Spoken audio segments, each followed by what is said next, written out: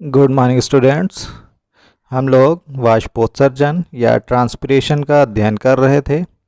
आज अगला टॉपिक है पर्णरंध्र की संरचना या स्ट्रक्चर ऑफ लीफ स्टोमेटा। पत्ती की बाह्य त्वचा में विशेष प्रकार के छिद्र उपस्थित होते हैं। इन छिद्रों को पर्णरंध्र कहा जाता है। पर्णरंध्र रक्षक कोशिकाओं से घिरे होते हैं और इन्हीं रक्षक कोशिकाओं में हरित लवक उपस्थित होता है, जिसके कारण पत्तियों का रंग हरा होता है। इनकी बाहरी भित्ति पतली होती है तथा भीतरी भित्ति कुछ मोटी होती है एवं रक्षक कोशिकाओं के चारों ओर जो बाह्य त्वचा होती है, उन बाह्य त्वचा की कोशिकाओं को सहायक कोशिकाएं कहते हैं।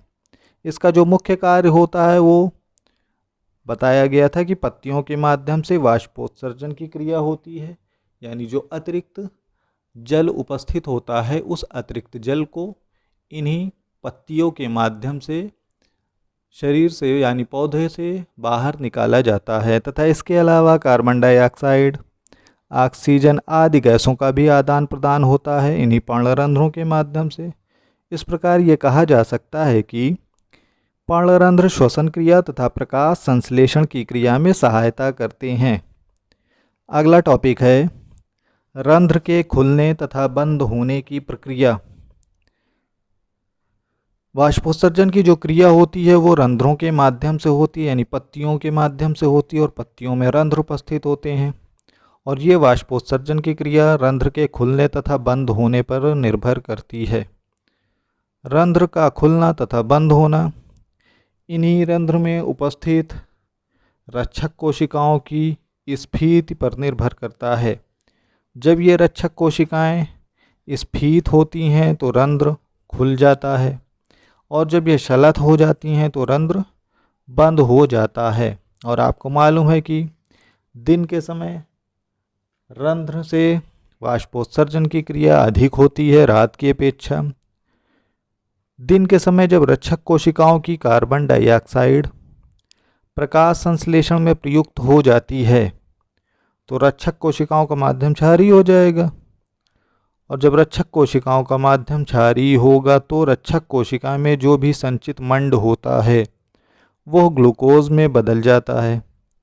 इस कारण रक्षक कोशिकाओं का जो रिक्तिका रस होगा वो अधिक गाढ़ा या सांद्र हो जाता है।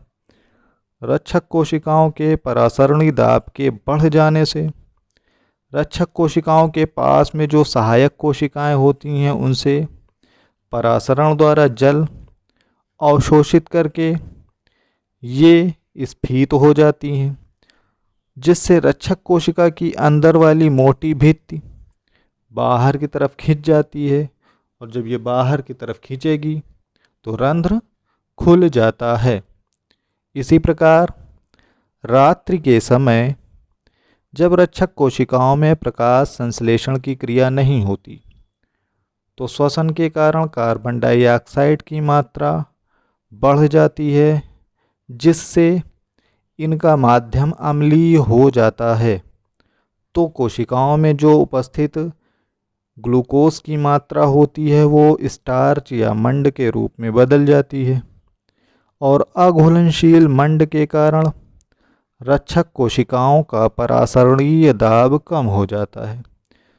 यहाँ से रक्षक कोशिकाओं से जल पास वाली सहायक कोशिकाओं में चला जाता है, जिससे रक्षक कोशिकाएं शलथ दशा में आ जाती हैं और रक्षक कोशिकाओं की भित्तियों के मूल दशा में वापस आ जाने से रंध्र बंद हो जाते हैं।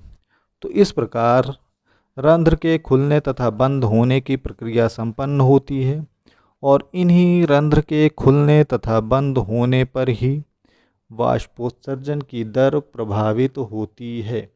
रंध्र जब खुलता है तो वाष्पोत्सर्जन की क्रिया अधिक होती है, और जब रंध्र बंद रहता है तो वाष्पोत्सर्जन की क्रिया बहुत कम हो पाती है। अगला टॉपिक है वाष्पोत्सर्जन का महत्व या इम्पॉर्टेंस ऑफ ट्रांसपिरेशन। वाष्पोत्सर्जन के कारण वातावरण में जल चक्र बना रहता है।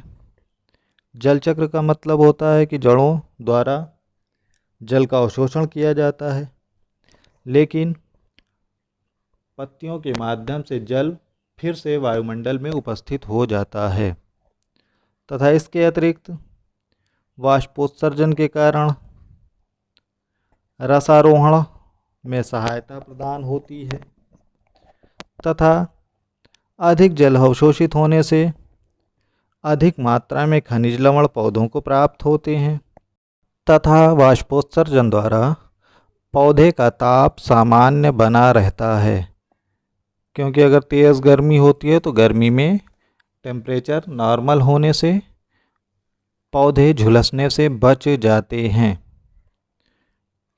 तो आज इतना ही, बाकी नेक्स्ट डे। Good bye.